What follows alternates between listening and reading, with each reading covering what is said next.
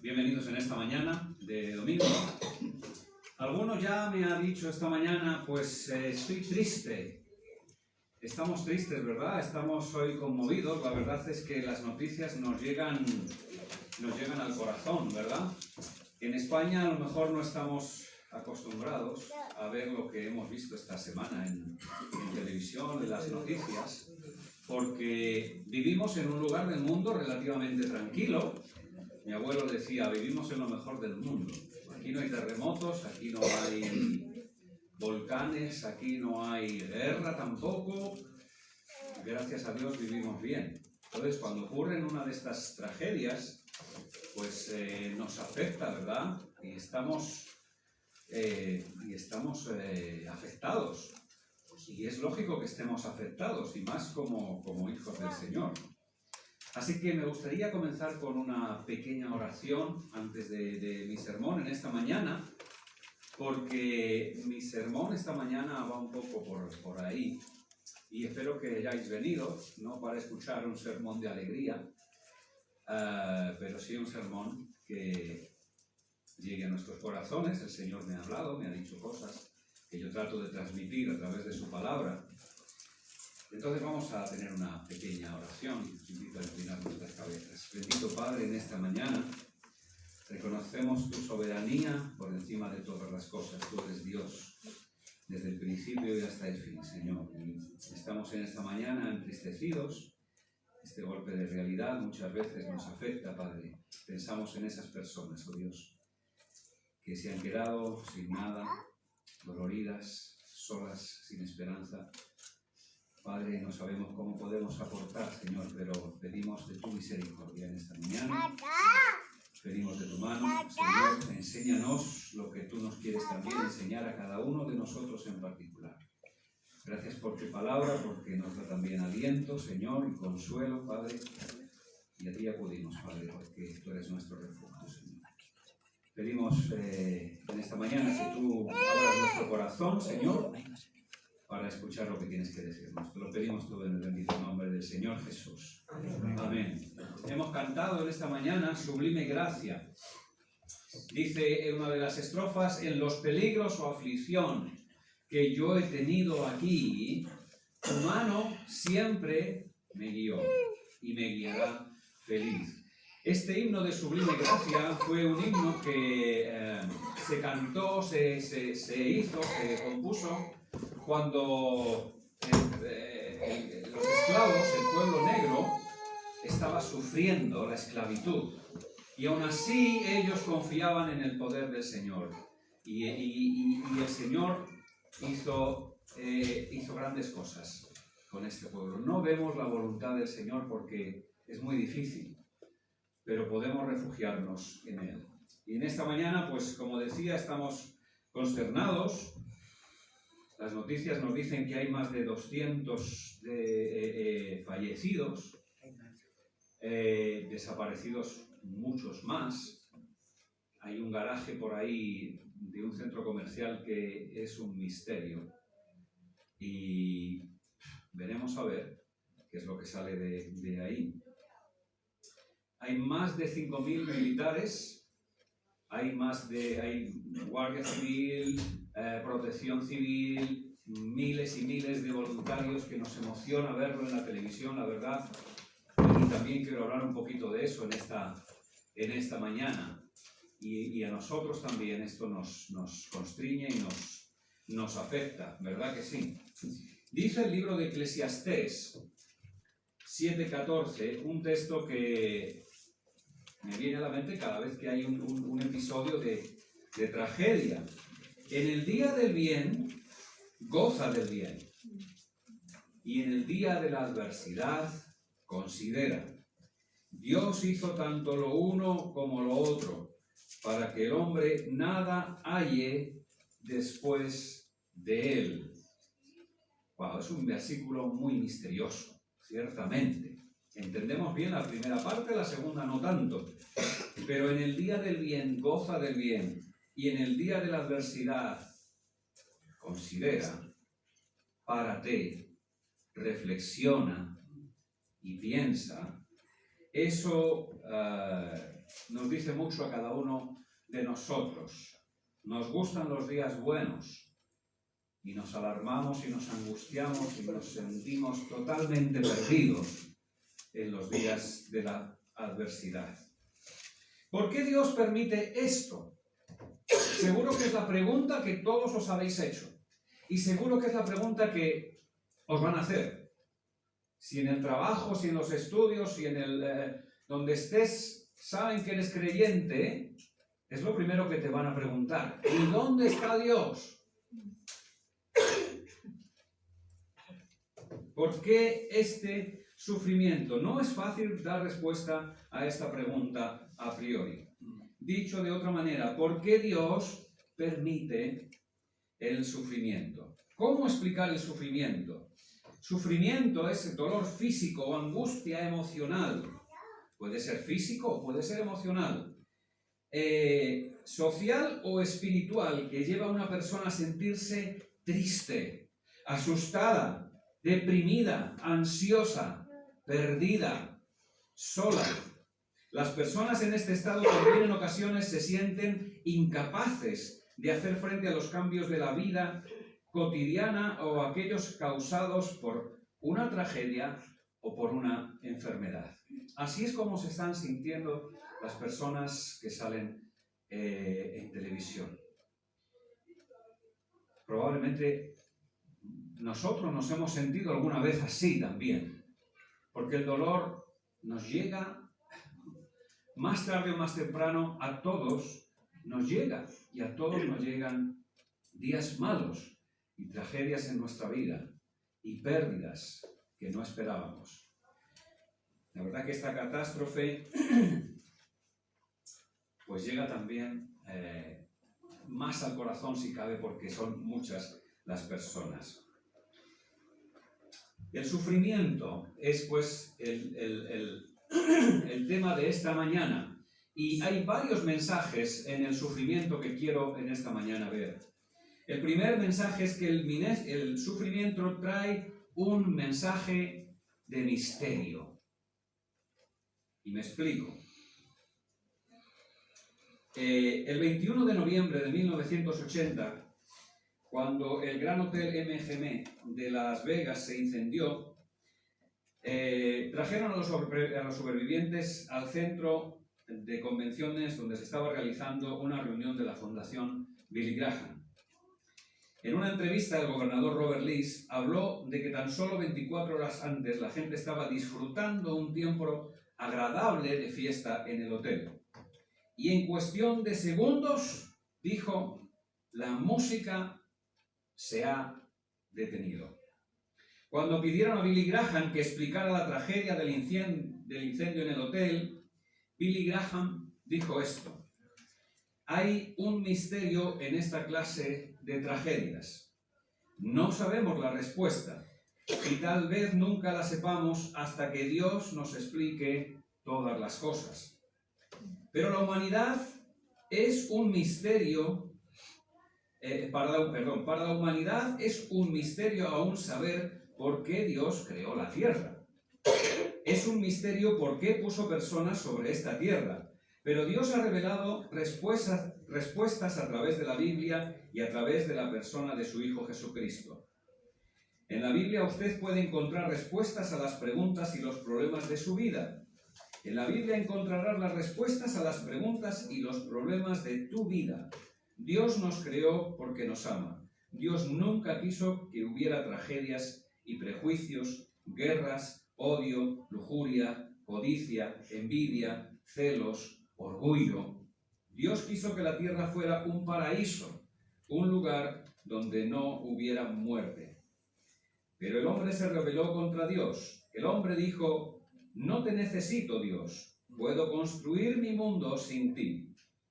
Dios dijo, si tomas esa decisión, sufrirás y morirás.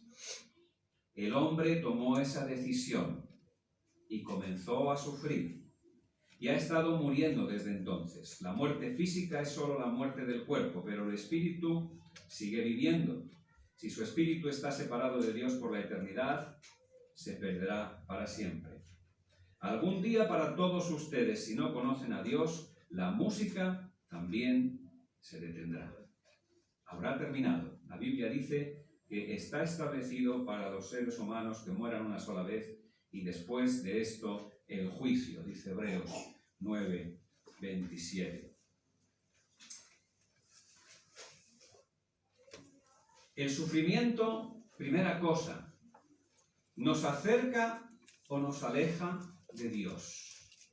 El primer efecto del sufrimiento es que o nos acerca o nos aleja de Dios. Hay personas que cuando viene el sufrimiento se alejan de Dios, le echan la culpa, no quieren saber nada, no quieren ni siquiera que le menciones a Dios. Dios es el culpable de mis problemas, es el culpable de mi sufrimiento, muchos dicen. ¿Cómo voy a creer en Él? Pero también se produce el efecto contrario. Hay personas que el sufrimiento les acerca más a Dios. La verdad que cuando hablamos de sufrimiento y nos acercamos a la Biblia, no podemos pasar por alto un libro que habla especialmente del sufrimiento. ¿Qué libro es? Job. Muy bien. El libro de Job. Es casi imposible hablar de sufrimiento sin mencionar a Job. Y muchas veces yo me he preguntado, viendo los libros de la Biblia, ¿por qué ese libro está ahí? Si es un libro tan terrible, tan duro.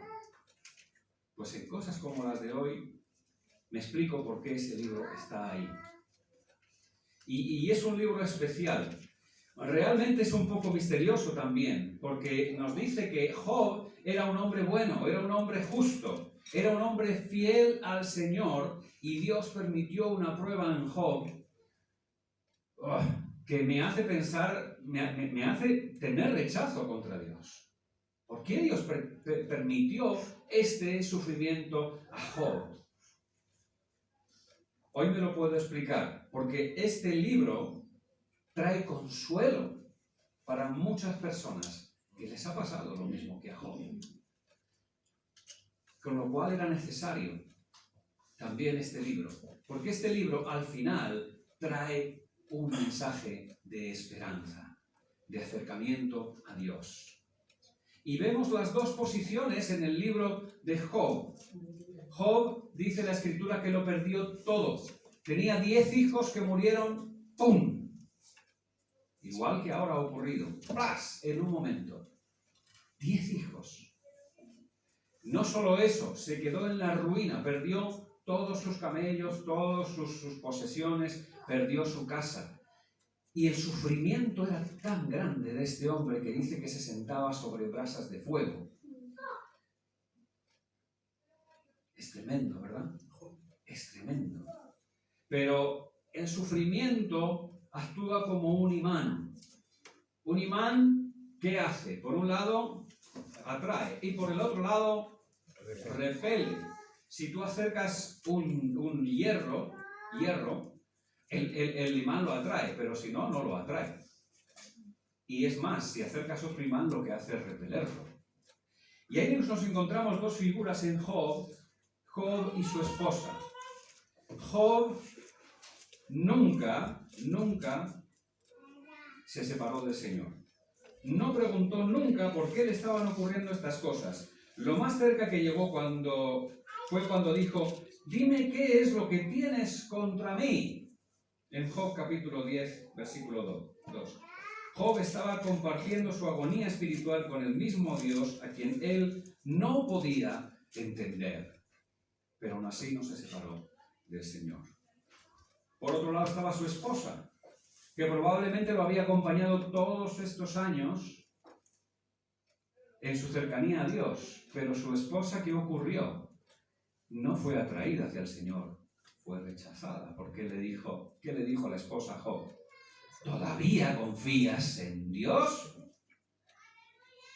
¿Por qué no le maldices y te mueres de una vez? Sí, eso es lo que le dijo. Eso es lo que le dijo la esposa de Job. Por eso digo, o te crea una atracción o te crea un rechazo, el sufrimiento. La esposa de Job flaqueó y se volvió contra Dios. El sufrimiento nos recuerda nuestra dependencia de Dios. Hoy es día de considerar ¿qué mensajes trae el Espíritu Santo a tu corazón en esta mañana? ¿Conoces a Dios personalmente? Si le conoces, ¿qué te hace pensar cuando ves el dolor, el sufrimiento? ¿Qué aprendemos de esto? ¿Quién o cómo crees que es Dios? ¿Ha cambiado en algo tu concepto de Dios? ¿Ha cambiado algo tu concepto de la vida en sí? ¿Cómo me afecta ver la muerte tan de cerca? ¿Te has puesto en el lugar de las víctimas, de los familiares? ¿Cómo crees tú que te sentirías? ¿Crees que por ser creyente esto no te va a ocurrir a ti nunca? ¿En qué te basas? Y si te ocurre, ¿te traería dudas? ¿Seguirías siendo creyente? Son preguntas para reflexionar. ¿Seguiríamos confiando en el Señor cuando Dios trae una tragedia? ¿Nos aferraríamos más a Él o nos alejaríamos de Él? Es en las pruebas donde sale lo que eres realmente. Hasta que no viene una prueba, no sabemos cómo vamos a reaccionar, si vamos a estar firmes o no. Job se mantuvo firme. Y al final del libro de Job podemos leer: de oídas te había oído, le dice Job a Dios, mas ahora mis ojos te ven. Y es un mensaje de esperanza porque dice el 42:10, y quitó Jehová la aflicción de Job cuando él hubo orado por sus amigos. Job tenía 3 amigos que eran terribles. Mejor no tener amigos si esos son los amigos que tenía Job. Porque los amigos de Job lo que le decían es: tú has pecado contra Dios, por eso te están pasando cosas malas. A ti te pasan cosas malas porque eres malo. Y Job decía: de ninguna manera, yo no he hecho nada. Pues algo habrá. Los amigos de Job le juzgaban. Dice: y aumentó el doble todas las cosas que habían sido de Job. Y tuvo 7 hijos y 3 hijas.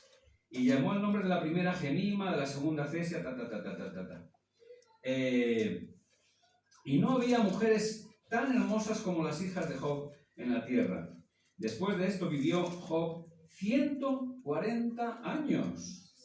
Y vio a sus hijos y a sus nietos hasta la 4ª generación. Y murió Job viejo y lleno de días. No entendemos el propósito de Dios. No lo entendemos. Por eso nos cuesta tanto entender el sufrimiento. Así que primera cosa, el sufrimiento nos acerca o nos aleja del Señor. Como hemos dicho antes, es un misterio.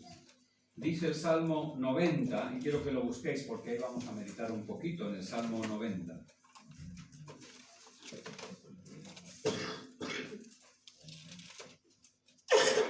Salmo 90 es un salmo que podemos leer en tiempos de la angustia porque nos anima. Dice así el Salmo 90: Señor, tú nos has sido refugio de generación en generación.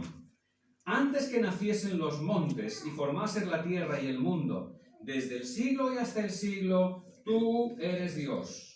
Vuelves al hombre hasta ser quebrantado y dices: convertíos, hijos de los hombres, porque 1000 años delante de tus ojos son como el día de ayer que pasó, y como una de las vigilias de la noche. Los arrebatas como con torrente de agua, son como sueño, como la hierba que crece en la mañana. En la mañana florece y crece, y a la tarde es cortada y se seca. Porque con tu furor somos consumidos y con tu ira somos turbados. Pusiste nuestras maldades delante de ti, nuestros yerros a la luz de tu rostro. Porque todos nuestros días declinan a causa de tu ira. Acabamos nuestros años como un pensamiento. Los días de nuestra edad son 70 años. Y si en los más robustos son 80 años, con todo, su fortaleza es molestia y trabajo, porque pronto pasan y volamos. ¿Quién conoce el poder de tu ira y tu indignación según que debe ser temido? Enséñanos de tal modo a contar nuestros días que traigamos al corazón sabiduría. Vuélvete, oh Jehová, ¿hasta cuándo? Y aplácate para con tus siervos. De mañana sácianos de tu misericordia, y cantaremos y nos alegraremos todos nuestros días. Alégranos conforme a los días que nos afligiste, y los años en que vimos el mal. Aparezca en tus siervos tu obra, y tu gloria sobre tus hijos. Sea la luz de Jehová nuestro Dios sobre nosotros, y la obra de nuestras manos confirma sobre nosotros. Sí, la obra de nuestras manos confirma. Es un salmo hermoso, pero es un salmo para desmigarlo un poquito. La primera cosa que nos dice ese salmo es que no somos nada. No somos nada. Dice Santiago, ¿qué es la vida? Ciertamente es neblina que aparece por un tiempo y después se desvanece. ¿Quién eres tú que has aparecido aquí en la historia de la humanidad? En la eternidad del tiempo has aparecido por un chispazo que en 70, 80, 90 años, si tienes buena salud, se va a desvanecer. No eres nada. No eres nada, no somos nada. Somos un chispazo en la eternidad y en el espacio y el tiempo, en el universo infinito. No somos nada. Pero dice, Señor, tú nos has sido refugio, dice el versículo 1, de generación en generación. Antes que naciesen los montes y formasen la tierra y el mundo, desde el siglo y hasta el siglo, tú eres Dios. Y yo no soy nada. Tú y yo vamos a desaparecer. Dios permanecerá para siempre. Esa es nuestra fe. Eso es lo que hemos aprendido también del Señor. Creemos que lo más importante del mundo ocurrió cuando nosotros nacimos, ¿verdad? El 29 de octubre de 1968 fue el acontecimiento más grande de la historia porque nací yo, Carlos Pérez, ¿verdad? Y creemos que el mundo dejará de tener sentido cuando nos muramos. Ay, cuando yo me muera, ¡qué desastre! Por unos días, por un tiempo. Porque luego las cosas vuelven a su cauce, a su sitio, a su ritmo. Y los muertos pasan. Y los familiares que se fueron, pasaron, están con el Señor. Gloria a Dios. Pero nos acostumbramos y seguimos viviendo. Todo pasa y todo queda. Pero lo nuestro es pasar. Como dijo Camino sobre la mar, como dijo Antonio Machado. Así es. Pasamos.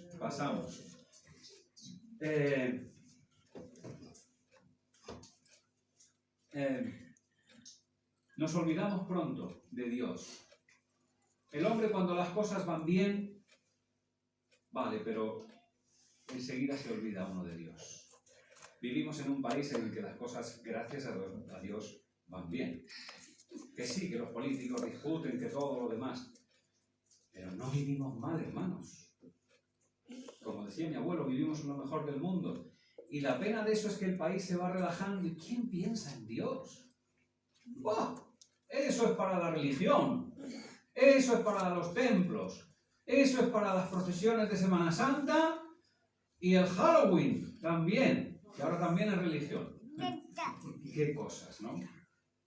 Claro, así la gente se olvida de Dios. Bueno, es algo optativo. No es algo esencial para mi vida. No es una necesidad.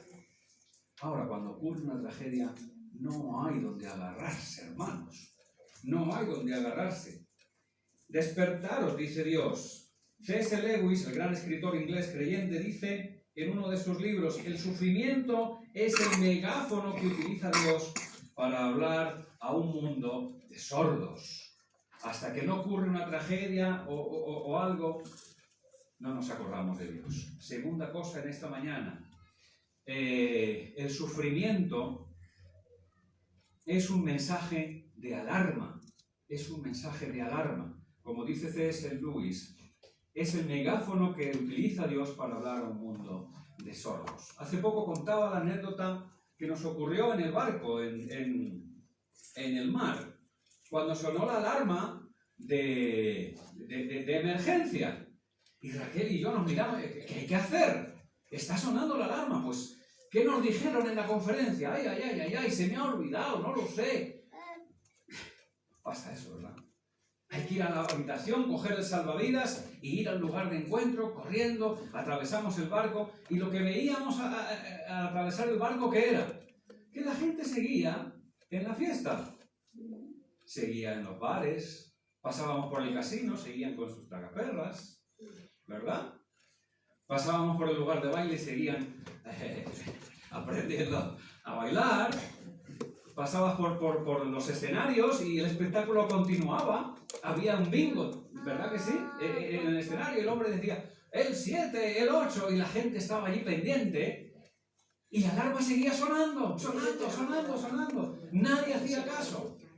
Y yo le dije a Raquel, ahora entiendo por qué murió tanta gente en el Titanic. La gente no hace caso a las alarmas. No hace caso. ¿Era un simulacro? Claro que sí, lo era. Pero el día que sea de verdad, se acabó todo. Se acabó todo. Así que no es extraño que cuando ocurre una tragedia muera tanta gente. No hacemos caso, hermanos. El sufrimiento es un mensaje, trae un mensaje de alarma. Y dice aquí, Señor, tú has sido nuestro refugio. El Señor es el refugio, no hay otra cosa. Dicen los especialistas que cuando hay una muerte, una tragedia, solo hay 3 cosas que alivian. Solo hay 3 cosas, nada más. Tú vas al psicólogo o al psiquiatra y te dice, mira, lo único que alivia tu sufrimiento son una de estas 3 cosas. El tiempo. Hay que dejar que pase el tiempo. El tiempo... Dicen que todo lo cura. Bueno, va cicatrizando las heridas, pero las heridas quedan ahí y la cicatriz queda ahí. Pero es el tiempo el único que va aliviando un poco el dolor. Tengo compañeros en el trabajo que en estos últimos meses, pues uno ha perdido a su esposa y el hombre está muy despistado, muy perdido. Viene a vernos porque está jubilado y dice, no tengo otra cosa que hacer. Y la casa se me cae encima. No puedo estar en casa, todo me recuerda a ella. Tenemos otro hermano que su esposa es joven y hemos estado orando por ella aquí. Y su esposo se ha quedado solo también. Y dice lo mismo. Se me hace la casa enorme, no puedo. ¿Y qué te dice el psiquiatra, el psicólogo? Que es cuestión de tiempo. Hay que dejar pasar el tiempo. Ir creando rutinas nuevas. La segunda cosa no es recomendable, son las drogas. Que alivian, pero no son buenas. Porque te crean dependencia. Pero muchos recurren a las drogas porque no soportan el dolor. Y aún los psiquiatras y los psicólogos ateos te dicen, y hay una tercera, la fe. Sí, la persona que tiene fe lo soporta también de distinta manera. En esta mañana los que estamos aquí creo que venimos aquí porque buscamos esa fe. Y nos aferramos a ella. Algunos te dicen, bueno, te aferras a un clavo ardiendo. Pues es que es el único clavo que hay. La fe. El mensaje de Dios es claro y rotundo cuando hay tragedias. Volveos, vuélvete a mí. Este capítulo, este Salmo 90, si os fijáis bien, tiene 17 versículos. 2 los dedica a decir que no somos nada y que Dios lo es todo. Y el resto a decir lo pequeños que somos. Vuelves al hombre hasta ser quebrantado y dices, ¿Qué dice el Señor? Convertíos, hijos de los hombres, convertíos, volveos a mí, porque sin mí nada podéis hacer. Porque 1000 años delante de tus ojos son como el día de ayer. ¿Qué pasó? Dios lo es todo, nosotros nada. Y como una de las vigilias de la noche, los arrebatas como un torrente de aguas. Interesante. El 5. Los arrebatas como con un torrente de aguas. Son como sueño. Eso que ha pasado ahora. Un torrente de aguas se ha llevado todo. Todo. ¿Por qué Dios ha permitido eso? ¿Por qué Dios lo ha hecho? ¿Lo ha hecho Dios? ¿Lo ha hecho Dios? No lo creo. Dios ha puesto unas leyes en la naturaleza que son estupendas. Estupendas, porque el mundo está creado de una manera maravillosa y tiene una inclinación perfecta para que las estaciones del año se sucedan y podamos sembrar, y podamos segar, y podamos tener calor, y podamos tener frío, y podamos vivir. Dios ha hecho las leyes de la naturaleza. Y cuando aprendemos a usar bien esas leyes, todo es maravilloso. La electricidad es una cosa maravillosa. Ahora, si tú la tocas, te puede matar. La energía nuclear da luz y da energía a muchos hogares. Ahora, si la usas mal, puedes crear una bomba atómica y matas a mucha gente. Hemos aprendido a usar las leyes de la naturaleza malamente, porque nos hemos creído más sabios que Dios, más suficientes que Dios. Y Dios lo advirtió: separados de mí, nada podéis hacer, y moriréis. Y es lo que nos pasa. Son leyes de la naturaleza. No podemos culpar a Dios. Dios no quiere eso. Dios es más bien el consuelo. Este salmo, volviendo al salmo, me llama mucho la atención el autor. ¿Quién es el autor? Lo pone ahí nada más empezar el salmo. ¿Qué pone? Moisés. Oración de Moisés. No es un salmo de David. Casi todos los salmos son de David, pero este es de Moisés. Y dice seguidamente en mi Biblia, estas son anotaciones que no tienen todas las Biblias, pero en la mía dice varón de Dios. Moisés. Oración de Moisés. Varón de Dios. ¿Cuándo Moisés hizo esta oración? Moisés hizo esta oración cuando bajó del monte. ¿Os acordáis? Moisés bajó del monte con las tablas de la ley. ¿Y qué se encontró? Que el pueblo se había corrompido. 40 días y no habían sido capaces de esperar a Moisés que bajara con la ley de Dios. Se hicieron un becerro de oro, lo adoraron, cuando sabían que eso era lo más abominable para Dios. Lo adoraron y se apartaron de Dios. Dijeron: Dios no existe. Moisés ha subido a ese monte y se ha muerto allá arriba. No va a volver nunca más. Pero Moisés volvió con las tablas de la ley y con el rostro resplandeciente, porque había visto a Dios mismo. Y el pueblo se asustó. Moisés tuvo que asistir a muchos funerales en su vida. Muchos. ¿Sabéis cuánta gente murió por aquel pecado? 3000 personas. Y después tuvieron que estar vagando por el desierto 40 años. Y según cálculos de algunos que hacen, murieron más de 600.000. Cuando llegó el pueblo a la tierra prometida, y Moisés no pudo entrar, ¿sabéis? Toda esa generación había fallecido en el desierto. Fijaos si Moisés tuvo que soportar sufrimiento y tragedia.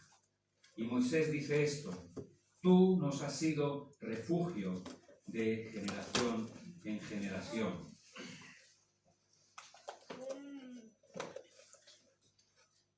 Jesús dijo: yo soy la resurrección y la vida.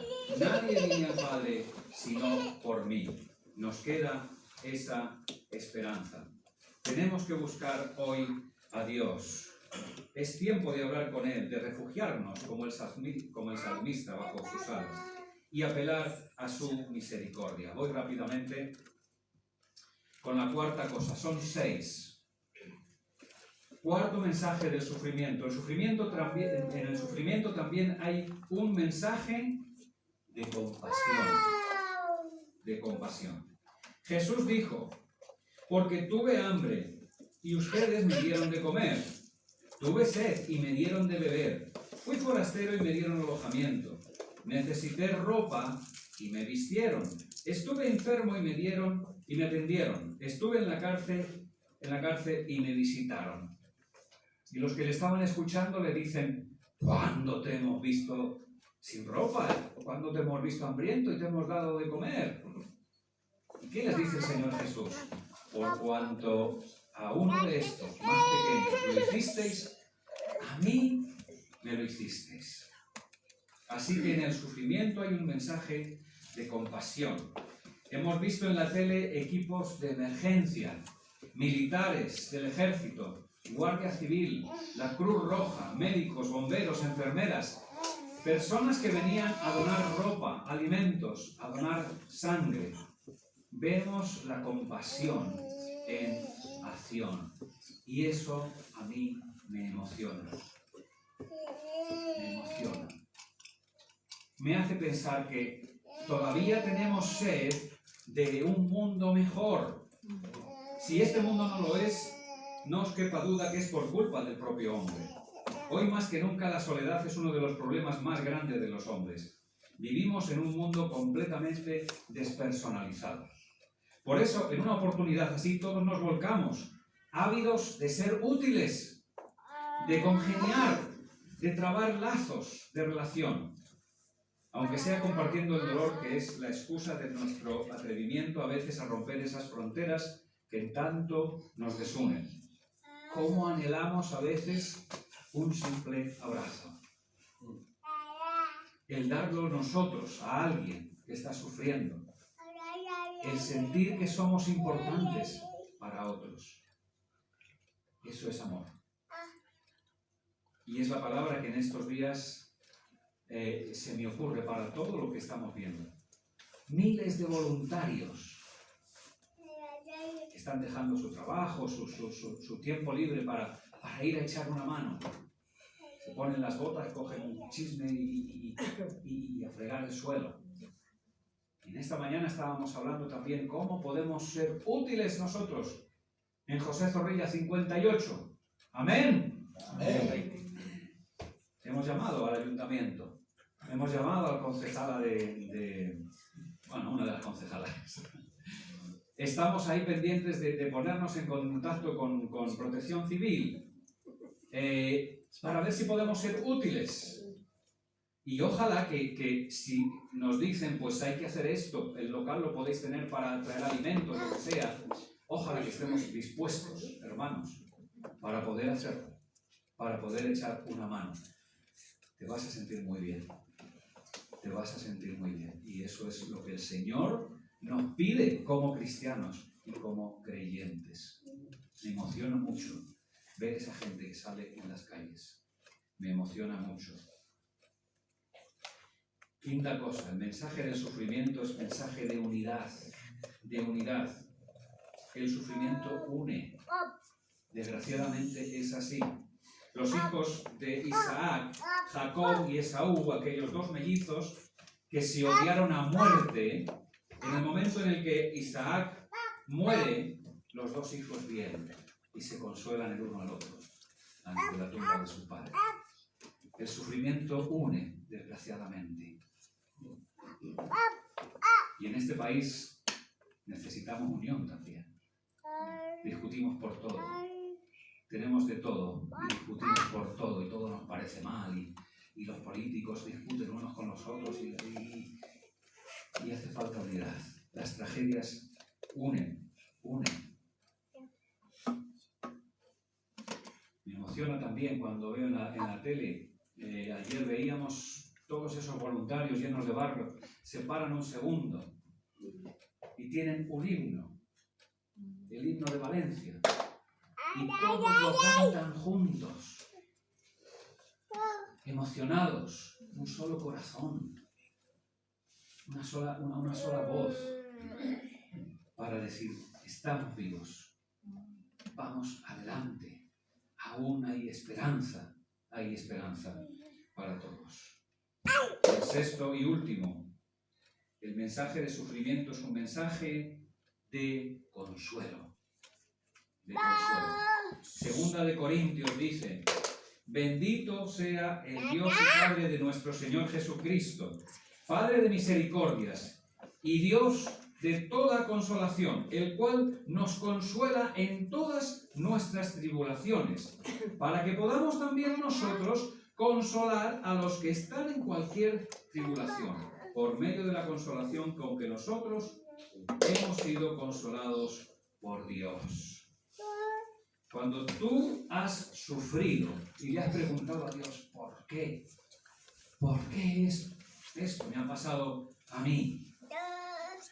Pues cuando sales de la prueba, Dios te ha hecho fuerte para que tú puedas consolar a otros. Tú ya has pasado por la prueba y puedes consolar a otros. Tengo un compañero que le ha fallecido su padre. A mí murió mi padre, murió mi madre. Yo he pasado también por eso. Y le entiendo. Está en un momento de recordar las cosas,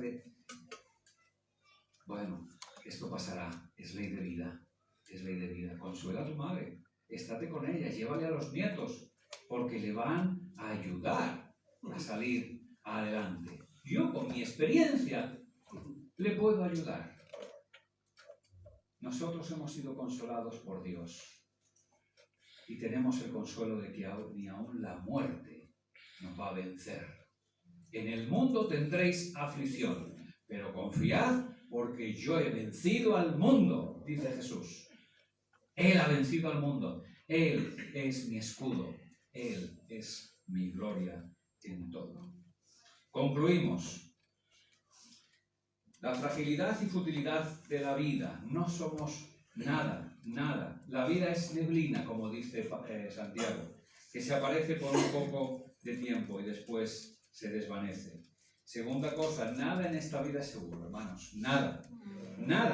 Fallan los amigos. Fallan los matrimonios, falla la familia, falla el trabajo, falla la salud, fallan las previsiones que teníamos y los proyectos.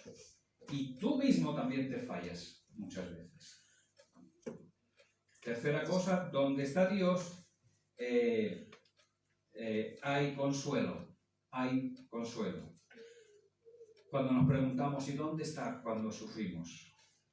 Pues o te alejas o te acercas. Alejarte no es una buena decisión. No lo es, porque no hay consuelo fuera de Dios. Lo comprobarás. No hay nada en este mundo a lo que te puedas aferrar. El único que nos da consuelo y esperanza es Jesús, es Dios. El Señor Jesús dijo: en la casa de mi Padre muchas moradas hay. Voy pues a preparar lugar para vosotros, para que donde yo estoy, vosotros también estéis. Yo quiero estar ahí. Es mi única esperanza, no hay otra. La eternidad es muy larga. Hay personas que dicen, hay que vivir la vida porque es corta. Y yo digo, hay que pensar en la eternidad porque es muy larga. Muy larga. Y no hay esperanza fuera de Jesucristo. El hombre necesita de Dios. Así que consolémonos y que el sufrimiento nos haga acercarnos más al Señor, si cabe. Bendito Padre, en esta mañana queremos seguir alabando tu nombre como hizo Job en mitad del sufrimiento, Señor. Y queremos buscar tu consuelo. Y queremos ser de ayuda. Y queremos unirnos en el dolor a aquellos que sufren, Padre. No nos consideramos más que ellos. Pero tenemos la esperanza que tú nos has dado, Señor, y esto lo podemos compartir. Ayúdanos a ser como tú nos dijiste en tu palabra, Señor. A hacer por aquellos más pequeños lo que nos gustaría que hiciéramos a ti, Señor. En esto, Señor, también conocerán que somos tus hijos. Padre, ayúdanos a estar unidos, a consolar, Señor, a traer esperanza y, Señor, a estar para lo que sea necesario, Padre, y traer consuelo y esperanza a otros también. Gracias porque tú has sido nuestro refugio de generación en generación y tú eres Dios desde el principio y hasta el fin. A ti sea toda la gloria. En el nombre de Jesús.